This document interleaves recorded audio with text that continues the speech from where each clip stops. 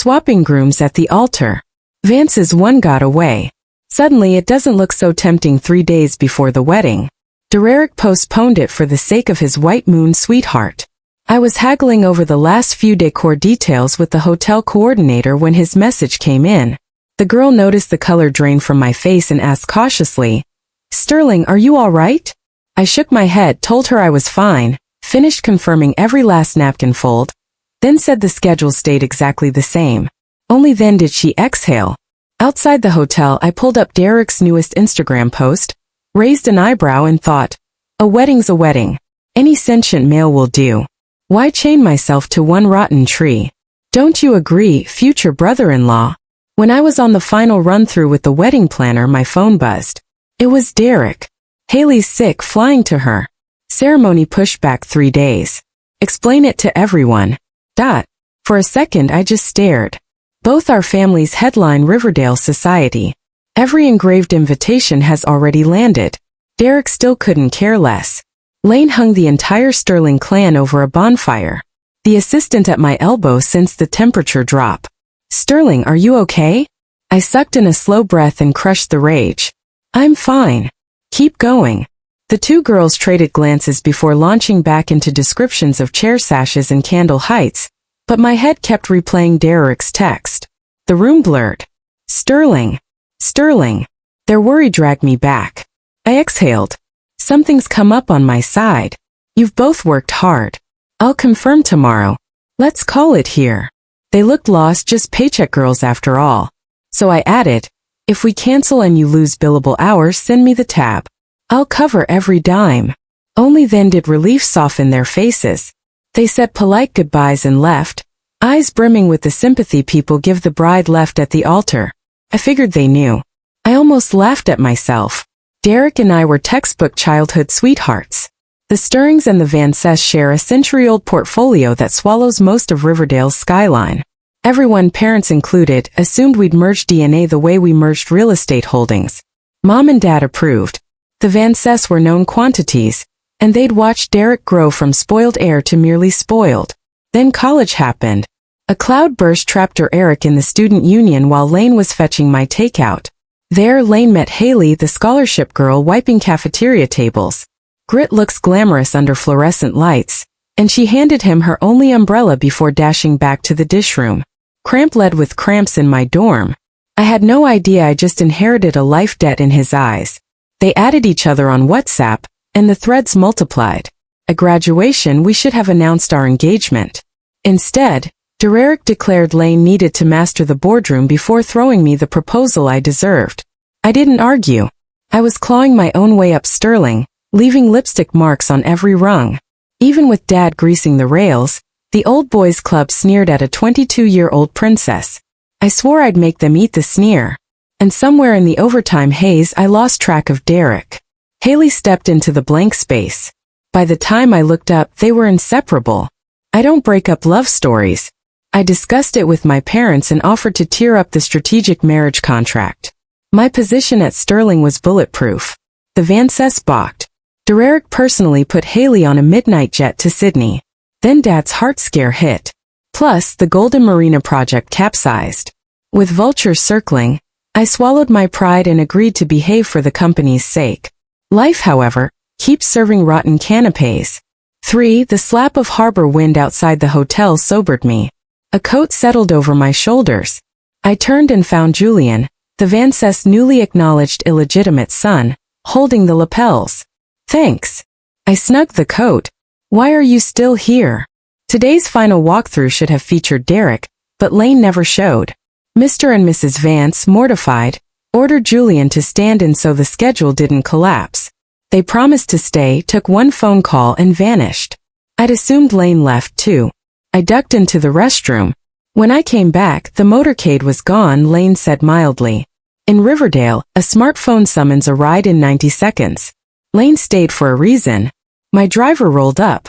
I studied Julian's practice calm, recalled Derek's Instagram of interlaced fingers, and remembered the engraved invitations. "Get in," I told him. "I'll drive you home." Julian didn't feign modesty. Lane climbed in almost eagerly. City lights smeared across the glass. Not formidable, I thought, but definitely clever. 4. Mom and Dad blinked when I marched Julian through the marble foyer. But in this family we serve truth straight. I recapped the day, then pitched my plan. You'll be crucified in the gossip sheets, Mom warned. Society always sharpens its knives for women. Some columnists would recast Derek's betrayal as a sweeping romance and mine as shrill opportunism.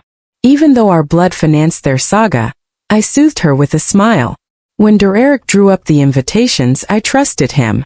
After they were printed, I discovered the Groom line read simply, a son of the Vance family. These days the Vances have two. Shock ricocheted through the room. Everyone knew Derek was careless.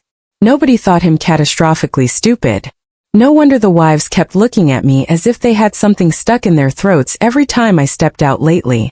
So that idiot actually dared to treat a sterling daughter like this.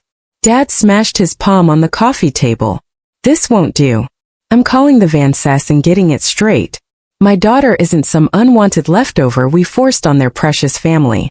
How could they let that son of theirs grind her down like this? Quickly caught his arm. Your health isn't great. Leave it alone. I came home tonight to give you and Mom a heads up, so nothing I do next gives you both a heart attack. Everything else is mine to handle.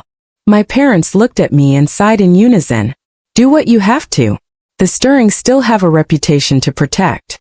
If we don't push back, the whole city will decide we're easy pickings. I stayed a while longer, calming them down, then left with Julian for what had once been Derek's and my wedding nest. The downtown condo, 3 beds, 2 baths, was immaculate. I'd haggled over every inch with the contractors, especially the master suite. It was sun-washed. Derek had money to burn, yet the deed sat in my name. The instant we walked in, I phoned a locksmith to swap the deadbolt before I even offered Julian a drink. I didn't bother with small talk. You heard everything. That means we're tied to the same rocket now. You know the drill, Lane. Cut in. Sis, no need for threats. I want the Vance fortune. You want the Vance label off your back. We can absolutely cooperate. The naked hunger in his eyes pleased me. I like partners who can count. Everyone wants something in this life, and desire creates common ground. Even if it only lasts a heartbeat, it's enough. After Julian left, I called Derek straight to voicemail. Fine, let him stew. If Lane won't pick up, the next time Lane hears the news will be while standing at the altar, tux on, script in shreds. The thought made me grin so hard I raided the fridge for a second midnight snack. The next morning Derek rang, ordering me to collect him and Hayley at the airport. I laughed out loud. Derek, did you get dropped on your head? You dumped me for your side piece, and now you want a chauffeur. Then came Hayley's breathy, wounded murmur in the background. Derek, you abandoned Sophia to rush to me. She's furious, naturally. I don't deserve her coming. Cough cough. It's my fault for falling sick, Derek barked. Sophia, why are you still so selfish? Hayley is ill and you're throwing a tantrum. I set the phone on the counter and skimmed the text Julian had just fired off. Now I understood. Derek's plastic had been sliced. Yesterday, after Mr. and Mrs. Vance took his call and realized their golden boy had jetted off to cuddle his mistress, they froze every card in his wallet to drag him home. No cash, no return flight. My satisfaction lasted 3 seconds before Julian poured cold water on it.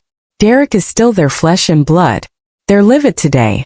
Sure, cutting him off feels good. But tomorrow? I hung up on Derek and dialed the wedding planner. When I gave the new groom's name, silence crackled over the line. Sterling, are you certain? Absolutely. I twirled one of the engraved invitations between my fingers. My staff already mailed your team the invitation cards. The groom field was left blank. Clearly a printing error. Just rectifying it now. Apologies for the extra fuss. The girl exhaled in relief, promised to rework everything, and told me to relax and enjoy being a bride. Once logistics were locked, I created a group chat for the 4 of us and dropped the update. Dad tucks photo. So sweetheart, how about this one? Me sharp. Don't you think so? At Julian. Julian looks killer on you, sir. Brings out that chairman energy. Dad beamed and kept trading small talk with Julian, something Lane never managed with Derek. Derek wouldn't even let me pull him into a family thread. Yet I later found his chat with Hayley's clan sitting at 99 unread. Lane simply believed I didn't measure up and dragged my parents down with me. The signs had always been there. Our families command equal empires.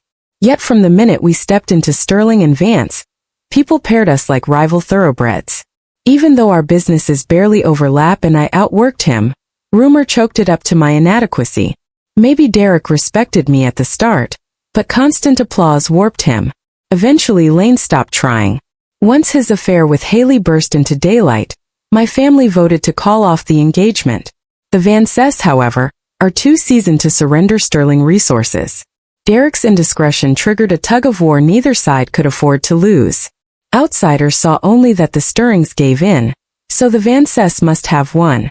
Riverdale's social climbers lined up to curry favor with the perceived victors, convincing themselves our dynasty was finished. A sharp ring yanked me back. Julian, not Derek. What's up? I sighed. Don't tell me you're backing out. No. His voice was low, urgent. Derek landed. I nodded, remembered Lane couldn't see, and said, got it. Anything else? If not, I'm hanging up. Aren't you worried? Lane rasped. Flane's here, Julian, I cut in. If you want to run a company, you can't freeze every time the ground shakes. Panic is contagious and fatal. I ended the call, grabbed my purse, and headed to the spa. A bride must glow. Turns out optimism has its limits. 9. I was lying on the treatment table when Derek and Hayley barged in. Derek glared, impatience dripping. Sophia, you ignored my calls. Hayley's sick. Every minute counts. So I spread my hands. What could my answering possibly change? Did you expect me to cheer while my fiancé plays nurse to his side chick? Maybe the Buddha on the mountain will step aside for her instead. You, Derek swallowed hard.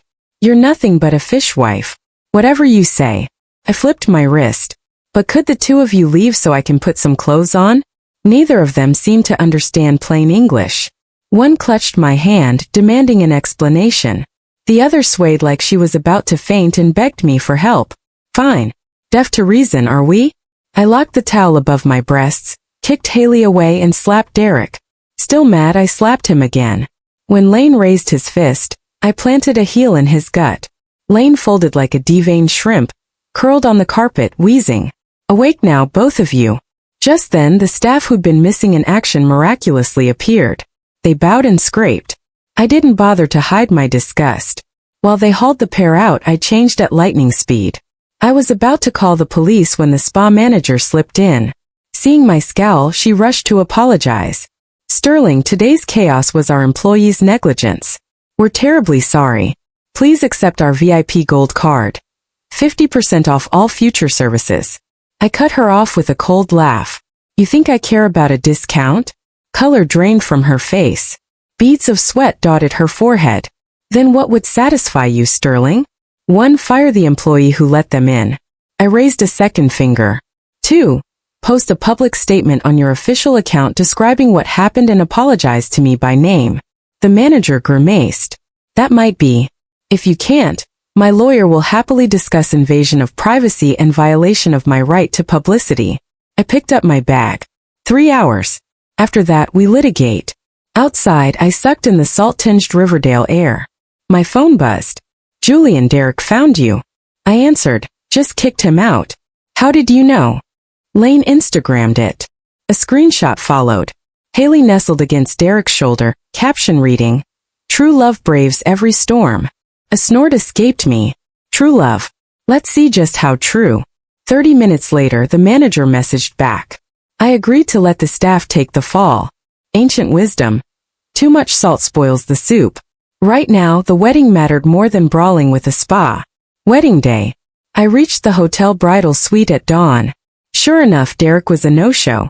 The PI's text confirmed Lane was still at the hospital holding Hayley's hand. Mom slipped in, eyes conflicted. Relax, Mom, I said. I adjusted my veil in the mirror. After today, the Sterlings will never bow to them again. She sighed. Your dad's blood pressure spiked. Lane can't be here to back you up. Tears pricked my eyes. I'm sorry for putting you both through this. Nonsense, she squeezed my hand. If your father and I hadn't slowed you down, you'd have cut Derek loose ages ago. My daughter is magnificent. She smoothed my hair. We're on our feet now. Go show them we don't need the Vance name to survive. My throat burned. I nodded hard. Julian texted, ready. Say the word. I replied. Execute. The wedding march swelled. In my wedding gown I glided down the aisle. Every seat was filled. Yet my gaze locked on the front row where Mr. and Mrs. Vance sat, flanked by bodyguards, faces livid. I nodded politely. Hope you enjoy the show. The officiant whispered. Stalling the groom. I smiled and took the mic. Thank you all for coming. The groom's been delayed for personal reasons. Murmurs rippled through the crowd. Snickers erupted. Derek and Hayley's escapades were an open secret, and testosterone was clearly doing his thinking for him. Yet blame fell on me.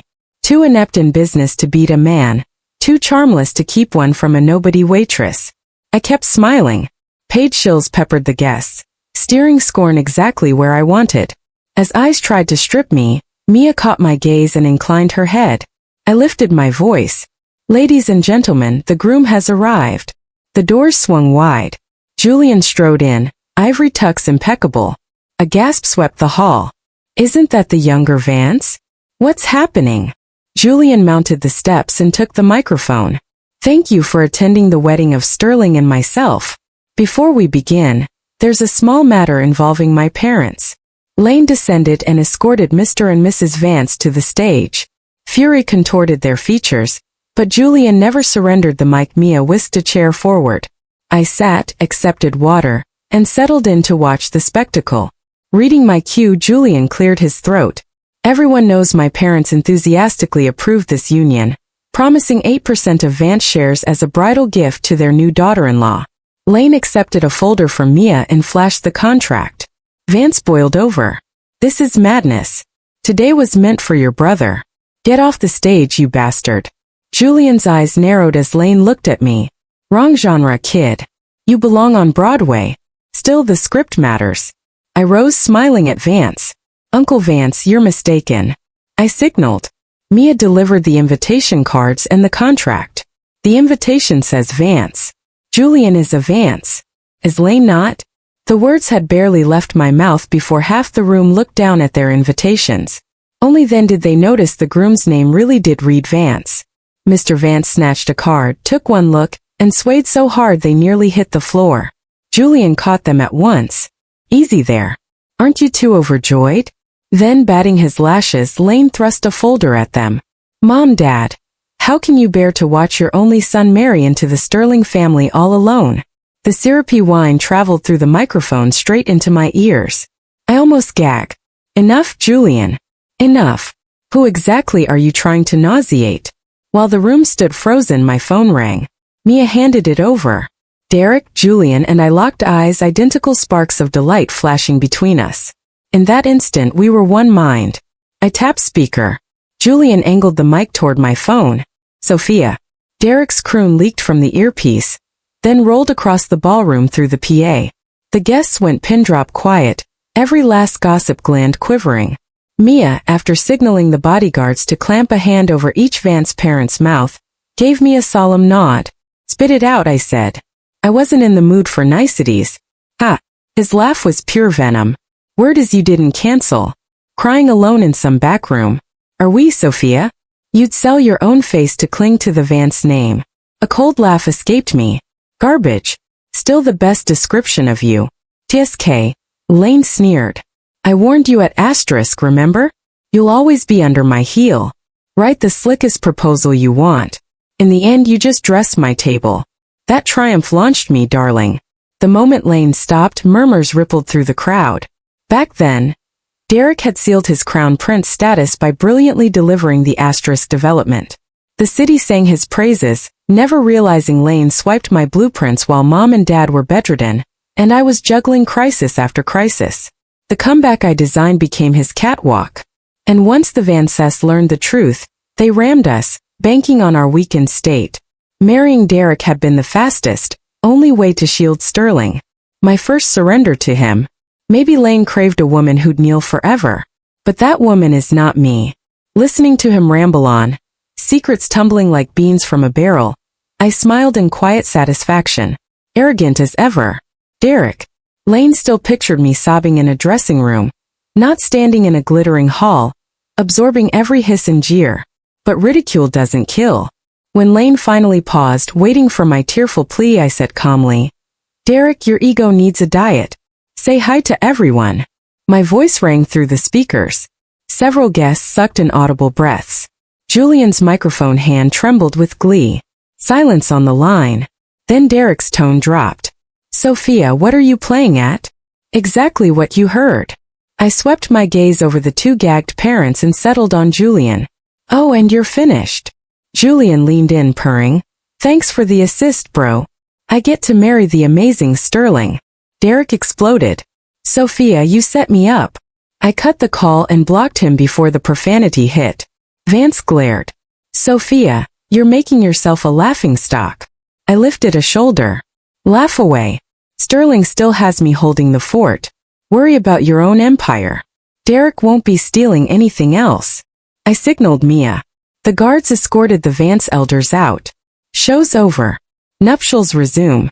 Shameless as we are, Julian and I breezed through every ritual, guests pasting on smiles and towing the line.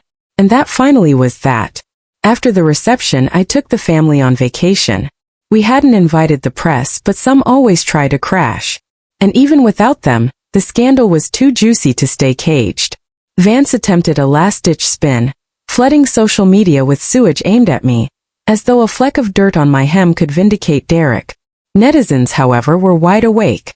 Slap me and they'll pummel the cheater with 18 flying palms. Besides, Derek had confessed on an open line. I merely released recordings, videos, and documents to keep the ball rolling. From now on, this is the standard for dropping receipts. They cheered. Anything weaker is just Koo's roleplay. The Vance stock nosedived for 2 straight days. We didn't lift a finger. Derek's long list of enemies. Queued up with salt. I pocketed everything I wanted. Further meddling would be excess. A monopoly bores me. Steady growth suits Sterling fine. On day 3, our PR team nudged the spotlight toward the master of ceremonies who, mid-catastrophe, had ad-libbied like a Shakespearean clown and kept the show rolling without breaking a sweat. Respect MC bro. In the age of 10-second attention spans, even the biggest boom fades. 2 weeks later, the internet had moved on, hungering for fresh fireworks. Travel over. We flew home. I was heading into the office when a haggard shadow blocked my car. Derek, unshaven, eyes bloodshot, reeking of sleepless nights. I glanced at my watch. 3 minutes, just like the Derek of old. "Sophia," Lane grabbed the door. "Hayley can't even step outside.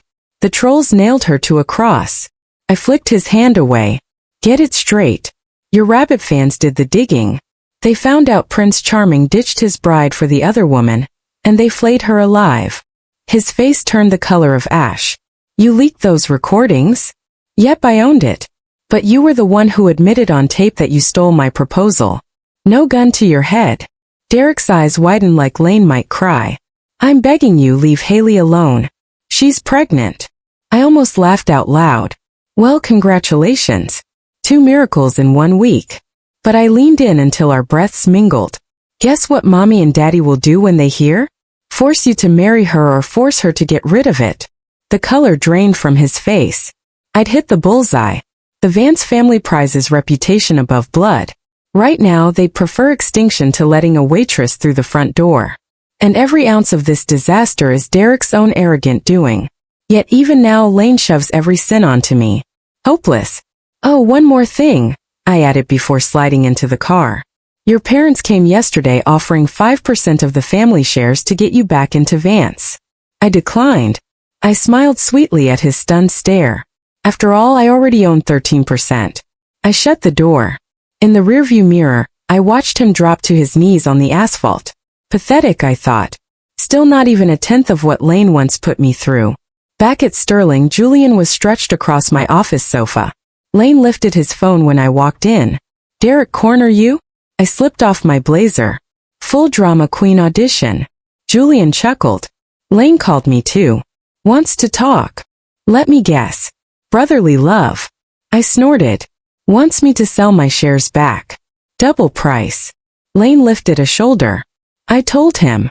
I enclosed the distance. The scent of pine and winter air rolled off him. I'd have to ask my wife first. The word singed my ears. The ceremony had been theater, But the certificate downstairs is real business. Pushed him back. Vance's stock is down 40%. A rap on the door cut me off. Sterling, Mia called. The chairman is here to see you. Julian's brows rose. Second largest shareholder in Lane Picks now? Show him in. The chairman was a wily old fox. After 2 pleasantries, Lane went for the jugular. Let's not waste time, Sterling. The Vance house is on fire. A few of us gray hairs wondered if you'd consider taking the wheel. I nearly sprayed him with San Pellegrino. You're joking. Dead serious. His eyes glittered. You hold 13%. We elders another 20%. That's control. He nodded at Julian. You're practically family now. Tempting, but I kept my seat warm.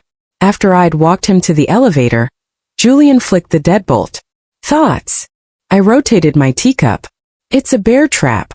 They want me to clean up their mess, then shove me aside once the stock rebounds. Smart girl. Lane hopped onto my desk. But what if you add the wild card? Lane bent and whispered several scalding words, warm breath on my neck. I jerked upright.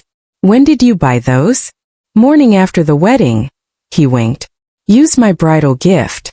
I'd wired him a lump sum labeled seed capital. Never thought Lane would move this fast. So Lane twirled my fountain pen. Care to raise the stakes?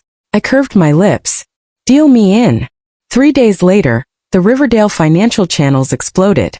Sterling to acquire 28% of Vance, making it the majority owner. The man tapped to chair Vance, the black sheep's second son, Julian. At the press conference, a reporter fired. Vance, aren't you killing your own clan? Julian Razorist smiled for the cameras. I'm managing my wife's assets. As for the Vance family. Lane paused.